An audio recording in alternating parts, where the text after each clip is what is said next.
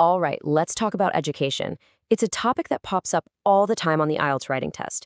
And for a lot of people, it feels like a total gift. But what if I told you it's actually one of the biggest traps in the entire exam? Well, today we are going to dismantle that trap. We're going to show you exactly how to take this sneaky, simple topic and turn it into a fantastic, high-scoring essay. Let's dive in. So you see the word education on your exam paper. I bet you breathe a little sigh of relief, don't you? Of course. It's familiar territory. We've all been to school.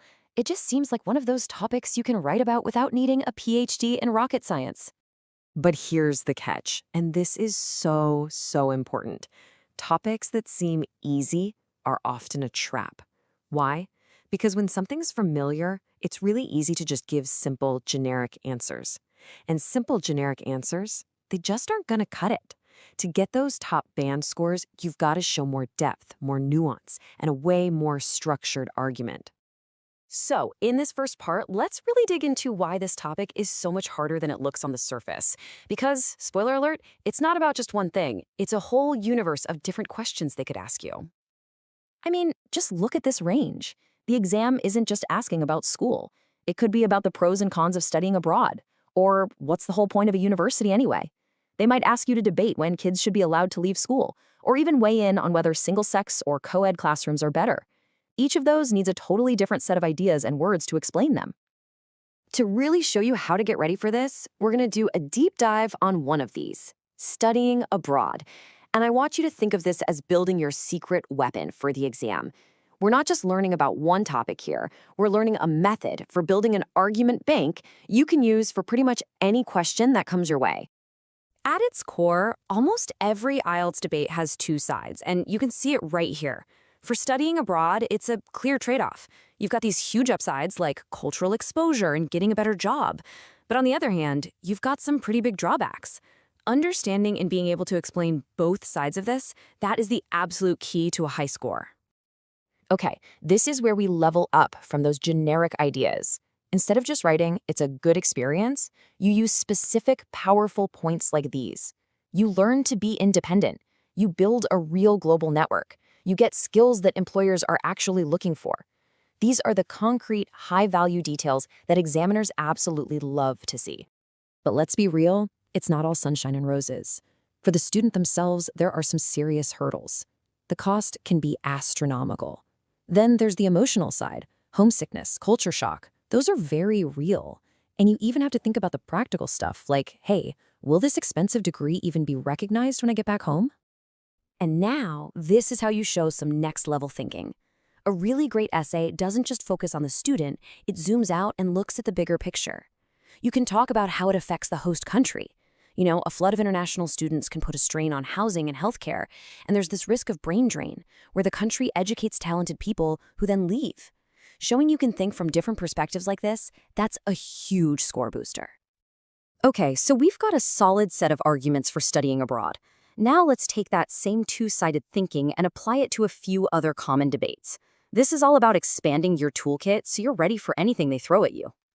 Here's a total classic. Should university be free? So on one side, you have the powerful argument for equal opportunity, right? Talent should matter more than how much money your family has. But on the other side, you've got the massive cost to taxpayers, and the argument that maybe people value things more when they have to pay for them. This one's interesting. It puts the value of a general education up against what an individual might need. Is it really best for everyone to stay in a classroom until they're 18? Well, some people would say yes, it makes for smarter citizens. But others would argue that, some 16-year-old would be much better off starting a hands-on apprenticeship and getting real-world skills. And this one gets right to the heart of what school is even for. Is it purely to get you ready for the job market? In which case, yeah, maybe IT is more important. Or is the goal to create a well-rounded person, where things like art and music are just as vital for creativity and, well, being human? So, you've got the ideas, you've been building your argument bank. Now for the most critical part. How do you put it all together into an essay that actually scores high? Let's walk through the exact structure that examiners are looking for. It really is this clean and simple. 4 paragraphs, 4 clear steps. First, you introduce the whole debate, making sure to mention both sides. Then, you give a whole paragraph to exploring view 1. Then, another whole paragraph for view 2. And finally, you wrap it up with your own conclusion. To an examiner, seeing this structure is like a breath of fresh air. It immediately shows them you're a clear, organized thinker. So here's what that looks like in the real world. Now, notice what this introduction doesn't do. It doesn't take a side yet. It just clearly lays out the two different opinions that the essay is going to talk about. It's like giving the examiner a roadmap for what's about to come. For your next paragraph, you dive deep into one side of the argument. And check out that phrasing. It is certainly true that. You're not just dismissing this view, you're giving it a fair chance, exploring all the good reasons behind it, like how a degree can lead to a better career. And here's the pivot. This is so crucial. Using a transition word like however is like a big signpost for the examiner. It tells them, okay, we're changing gears now, and we're going to look at the other side of the story. Then this paragraph explores all those other benefits, like personal growth. And finally, you bring it all home with a conclusion. Now, this part is critical. Your conclusion is not just a summary of the introduction.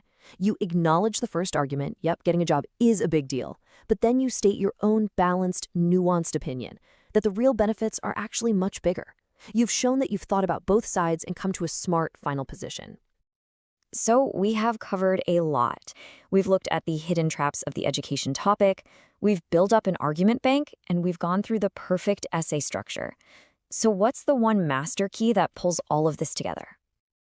This is it. This is the whole game. Balanced argumentation. The big secret of the IELTS writing test is that it's not about having the correct opinion. The examiners honestly don't care if you think art is more important than IT. What they care about is your skill in exploring a topic from different angles, presenting both sides fairly, and then forming a conclusion based on that discussion. That skill is what gets you the top marks every single time. So, the next time you see an essay question on education,